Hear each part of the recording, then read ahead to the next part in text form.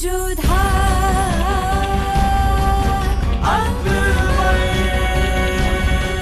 ये धारावाहिक किसी प्रकार की ऐतिहासिकता का दावा नहीं करता। तत्कालीन परिस्थितियों को दर्शाने के लिए आवश्यक और उचित नाटकीय रूपांतर किए गए हैं। ऐतिहासिक रूप से जोधाबाई के स्थान पर हरकाबाई, हीर कुंवर जैसे नाम इतिहास में प्रचलित हैं। ये धारावाहिक किसी भी सामाजिक परंपरा और पारिवारिक संबंधों का ऐतिहासिक दावा नहीं करता है। इसका उद्देश्य किसी भी समुदाय की भावनाओं को ठेस पहुंचाना नहीं है।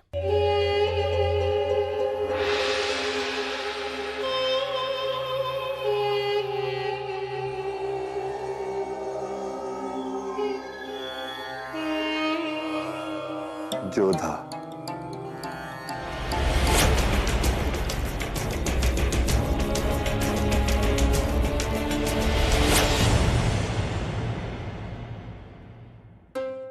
सलाम शरीफुद्दीन साहब। क्या हुआ? काम हो गया? जी, आपका पैगाम जोधा बेगम तक पहुंचा दिया गया है, लेकिन गुस्ताखी माफ हो हुजूर, मुझे नहीं लगता कि जोधा बेगम आपसे यहाँ मिलने आएंगी। मगर हमें पूरा यकीन है कि हमारा खत पढ़ने के बाद जोधा बेगम अपने आप को हमसे मिलने से नहीं रोक पाएंगी। गुस्ताखी माफ हुजूर, मगर आपने खत में ऐसा क्या लिखा है कि जोधा बेगम खुद को यहाँ आने से रोक नहीं पाएंगी? कुछ ऐसा जिसे पढ़कर जोधा बेगम ना चाहते हुए भी हमसे मिलने जरूर आएंगी।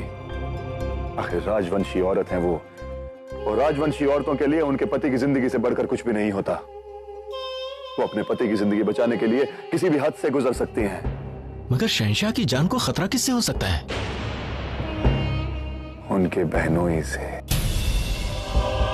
हमसे नहीं, दूसरे बहनोई अबुल माली से।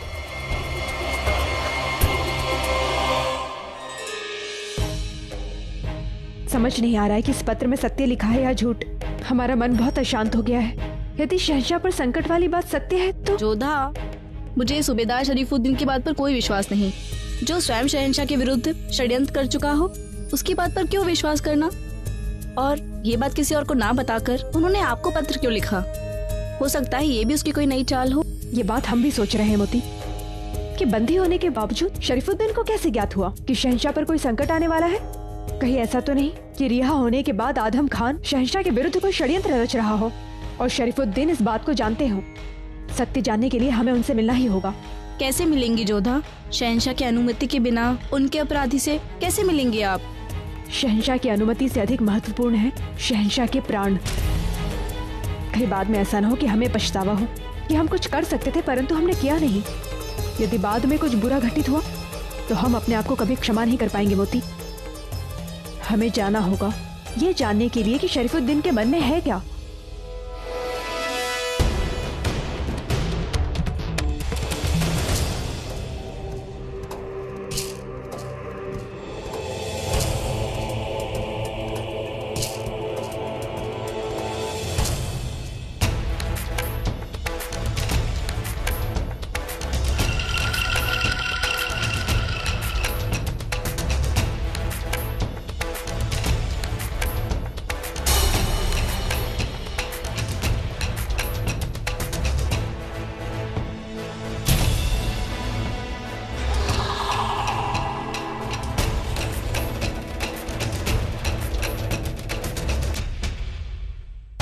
किसी को इस मुलाकात की खबर तो नहीं हुई?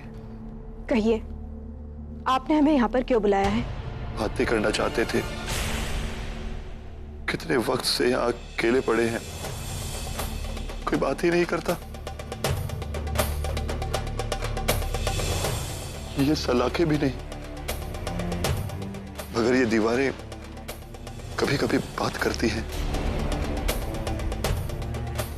आपने सुना तो होगा ना कि दीवारों के भी कान होते हैं। उन कानों ने कुछ सुना और हमें बताया। वही बात हम आपको बताना चाहते थे। हम यहाँ पर आए हैं क्योंकि शहंशाह के विषय में आपको संदेशा देने वाले थे, और आप हमारी ननंद के पति हैं जो आपसे प्रेम करती है। परंतु आपने जो हमारे साथ किया, हमें चरित्रहीन सिद्ध करने का प्रयास किया, और आप तो चाहते थे कि शहंशाह हमें मार डाले। इन सबके पश्चात हम आपको क्षमा नहीं कर सकते। हम जानते हैं कि हमसे बहुत बड़ी गलती हुई है, हम जानते हैं कि आपका शहंशाह से कोई जिस्मानी रिश्ता नहीं है।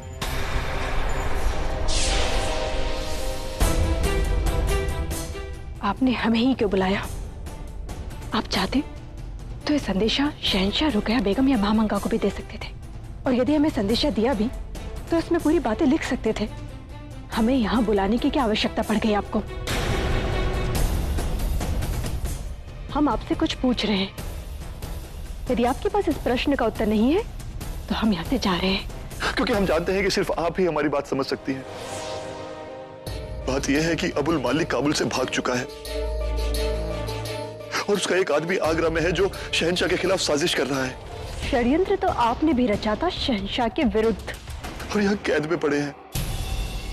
हमें अच्छी तरह से समझ में आ गया है कि हमसे कितना बड़ा गुनाह हुआ है और हम उस गुनाह का पश्चाताप करना चाहते हैं, शहंशाह की मदद करना चाहते हैं, उनकी जान बचाना चाहते हैं। जोधा बेगम, आदम खान को दूसरा मौका मिला। हम भी साबित करना चाहते हैं कि हम भी शहंशाह के वफादार हैं। हम भी अपनी मोहब्बत पाना चाहते हैं। परंतु हम आपकी बात पर विश्वास क्यों करें? कोई है जिसे पाने के लिए हम पल पल गिन रहे हैं।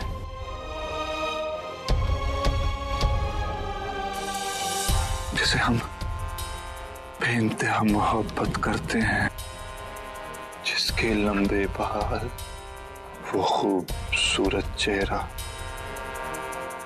उसके इत्तर की खुशबू, वो बाहें याद करते हैं।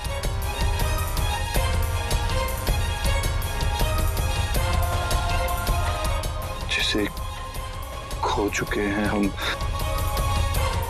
मगर फिर से वापस पाना चाहते हैं।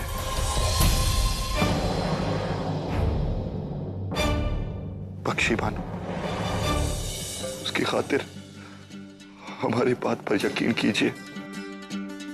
अबुल मालिक बहुत जल्द आगरा पर बहुत बड़ा हमला करने वाला है, और वो हमला बाहर से नहीं बल्कि महल के अंदर से होगा। कुछ कीजिए जोधा बेगम, कुछ कीजिए। हमारी नहीं तो बख्शी बानो की खातिर कुछ कीजिए। हमारी बात पर यकीन कीजिए। हर किसी को दूसरा मौका मिलता है, हमें भी दूसरा मौका दीजिए।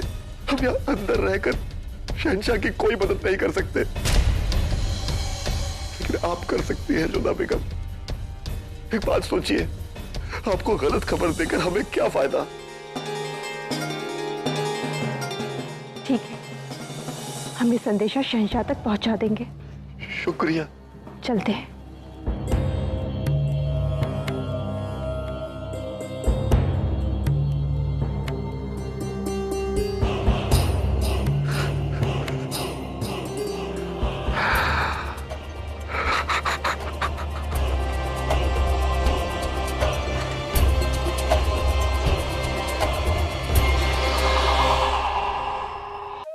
हमें बिल्कुल भी समझ नहीं आ रहा है, शहंशाह के प्राण संकट में है तो शरीफुद्दीन ने इतनी बड़ी बात किसी और को क्यों नहीं बताई?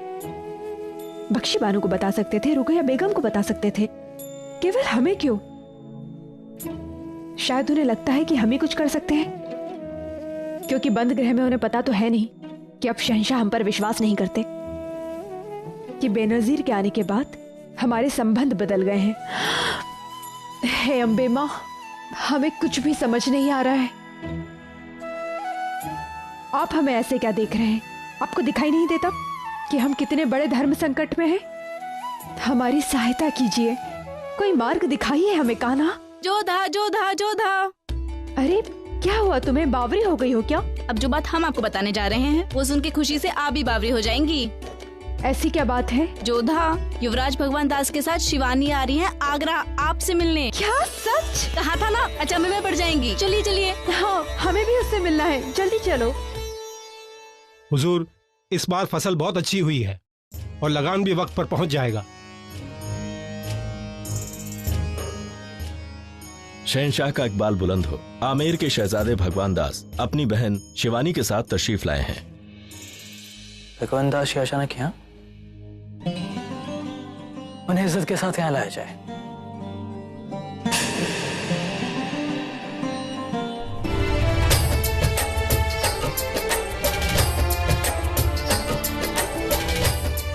प्रणाम शहंशाह। प्रणाम जीजा साहब। आदाब भगवान दास जी, खुशामदीद।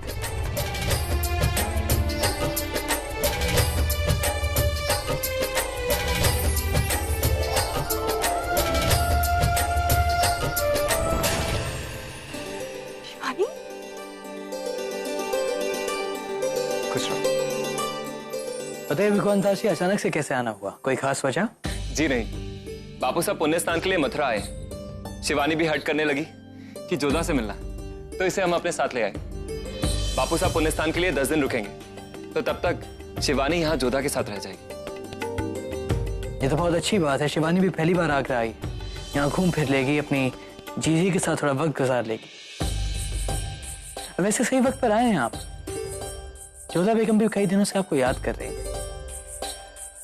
देखिए जोधा बेगम, आप चाहती थी ना कि आपके मायके से कोई आपसे मिलने आए, तो किस्मत आपके साथ है। अरे शिवानी, प्रणाम मलिका आजम। जीती रहो, बहुत अच्छा लगा तुम्हें देखकर। जोधा बेगम, शिवानी को अपने साथ ले जाइए। इसकी खातिरदारी में कोई कमी नहीं आनी चाहिए, इसका खास ख्याल रखा जाए। चलो। प्रणाम।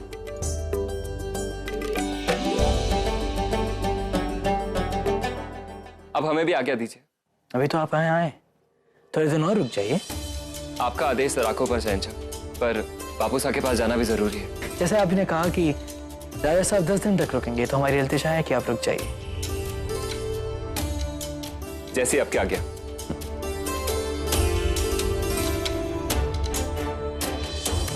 हमें विश्वास नहीं हो रहा है कि तुम सच में हमारे सामने हो। स्वप्न जैसा ही लग रहा है तुम्हारा यहाँ पर होना। क्यों? हम अनुचित समय पर आए हैं। सच कहे तो यही हमारे लिए सबसे उचित समय है। बापू साहब के साथ आने के बहाने से आ गए हम, नहीं तो कताजे तामिर से कभी निकल ही नहीं पाते। हमारे कहने का वो तात्पर्य नहीं था। तुम जब चाहो तब अपनी जोधा जीजी के पास आ सकती हो। हम तो बस थोड़ा। जीजी, क्या बात है? खुलकर बताइए ना। अवश्य आपके मन में कुछ चल रहा है। जीजा साहब भी बहुत प्रसन्न दिख रहे थे। क्या कोई शुभ सूचना है या आपके प्रेम का प्रभाव है? अच्छा, बहुत बड़ी हो गई हो, अब अपनी जोधा जीजी से प्रेम की बातें करोगी तुम? बड़ी तो हो गई हो, इसलिए पहले जो बातें आप सुकन्या जीजी के साथ करते थे, अब हमारे साथ कर सकती है। अच्छा, तो अब बातें भी बनाने लग गई हो। अच्छा बताओ, आमिर में सब लोग कैसे हैं? सब ठीक है जीजी। और मासा आपको और सुकन्या जीजी को इतना याद करती है कि कई बार रो देती है। परंतु प्रसन्नता इस बात की है कि आप अपने ससुराल में सकुशल है। और दादी सा? अरे हाँ, दादी सा ने आपके लिए एक संदेशा भिजवाया है। क्या संदेशा है? यही कि वो शीघ्र ही दादी से परनानी बनना चाहती है। अब आप कहे तो जीजा साहब को भी संदेशा दे दूं? सच में बहुत बातें बनाने लगी हो तुम। मोती, तुम शिवानी की जलपान की व्यवस्था करो और इसके साथ ही रहना, हम आते हैं। लेकिन आप अकेली कहाँ जा रही हैं? हम चलते हैं ना आपके साथ। मोती, हम कोई बालक नहीं कि कहीं खो जाएंगे, और हर समय तुम्हारा हमारे साथ रहना आवश्यक नहीं है। तुम शिवानी के साथ रहो बस। अरे शिवानी, तुम ये सब काम क्यों कर रही हो? तुम यहाँ अतिथि हो, यहाँ घूमो फिरो, विश्राम करो। लाओ, हम ये काम कर देते। अरे नहीं मोती, तुम जाओ, हम स्वयं कर लेंगे। अरे फिर हम किस लिए यहाँ पर? मोती, तुम्हारा काम आदेश मानना है ना, तो हमारे आदेश का पालन करो और जाओ यहाँ से।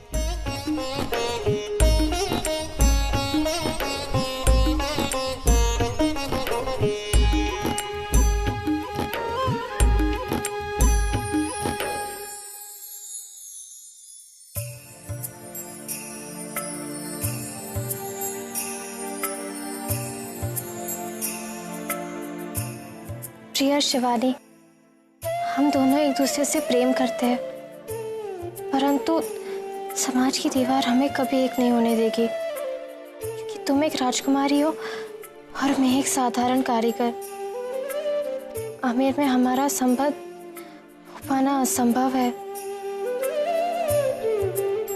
परंतु एक मार्ग मिल गया है। मैं कारीगरी के लिए मथुरा के एक मंदिर में जा रहा हूँ। तुम किसी तरह अपनी बहन के यहाँ आगरा आ जाओ। मथुरा से आगरा आकर मैं तुम्हें वहां से ले जाऊंगा और हम विवाह कर लेंगे। तुम्हारे बिना अब एक पल भी जीना कठिन है शिवानी। तुम्हारा तेजवन।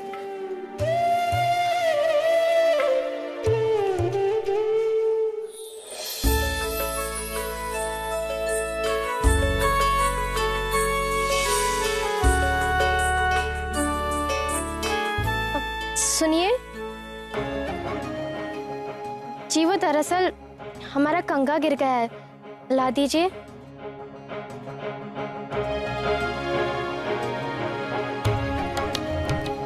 प्रणाम राजकुमारी जी, आप अपनी दासी को भेज दीजिए, मैं उन्हें दे दूंगा। तुम हमारी ओर क्यों नहीं देख रहे? मैं आपकी ओर ऊंची दृष्टि से देखूं, ये मेरे वश में नहीं है। क्यों नहीं? क्योंकि मैं एक साधारण कारीगर हूँ और आप एक राजकुमारी। मैं आपकी ओर ना देखूं, यही मर्यादा है। किसी ने आपसे बात करते देख लिया तो काम और प्राण दोनों छिन जाएंगे मेरे। बड़े ही डरपोक हो तुम। निर्धन हूँ पर डरपोक नहीं हूँ। जिसे आप मेरा भय समझ रही हैं, वो मेरी सीमा और मर्यादा है, जिसका मुझे पालन करना है। तो एक राजकुमारी का आदेश का पालन करना भी तुम्हारी मर्यादा है। हम तुम्हें आदेश देते हैं, हमें हमारा कंगा ला कर दो। क्षमा कीजिए राजकुमारी जी, परंतु मैं ऐसा नहीं कर सकता।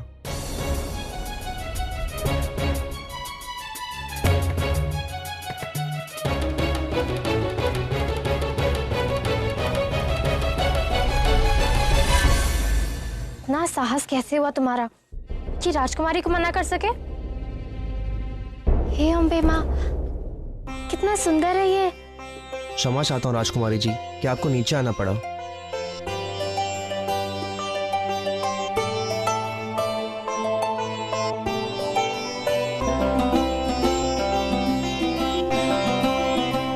परंतु मेरी व्यवस्था समझने का प्रयास करें। नाम क्या है तुम्हारा? तेजवंत। क्रोध तो बहुत आया था हमें तुम पर तुम्हारी कला देखकर मन प्रसन्न हो गया। सच में बहुत सुंदर है ये। और हाँ, आज के बाद अपने आप को नीचा मत समझना, क्योंकि मनुष्य अपने काम से बड़ा होता है और तुम तो अपने कार्य में बहुत कुशल हो। सच कहे तो सर्वश्रेष्ठ हो।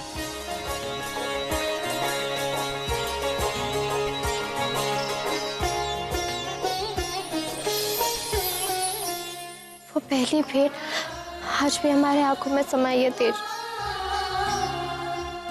ये प्रेम भी विचित्र होता है, ना स्थान देखता है, ना परिवार, ना ही कोई तर्क उसे समझ आता है। याद ही नहीं हुआ कि कभी एक राजकुमारी एक कारीगर के प्रेम पाश में बंध गई। तुम्हारे लिए कुछ भी करने के लिए प्रस्तुत है, इसलिए तो माँ साहब को मनाकर हम यहाँ आगरा आ गए।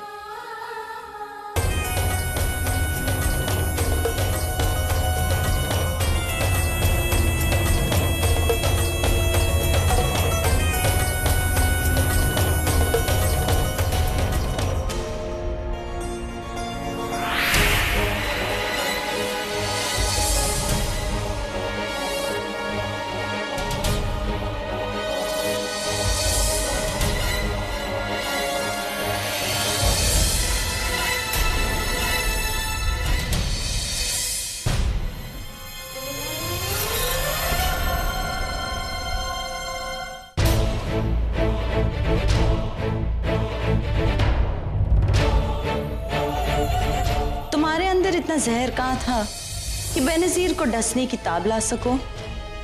खामखा अपनी जान गवा दी ना। अगर जिंदा रहते तो कुछ दिनों बाद तुम्हारी जहर की जरूरत होती हमें। ये लो ज़खीरा, इस सांप को बाहर फेंक दो और बाकी को संभाल के रखना। अगर एक एक करते ऐसे मरते गए तो हमें जिंदा कौन रखेगा? हम नागों की खुराक से पले। जाओ।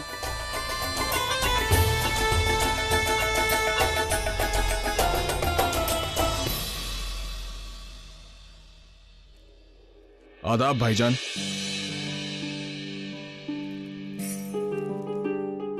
कहो, सब खैरियत? नहीं भाईजान,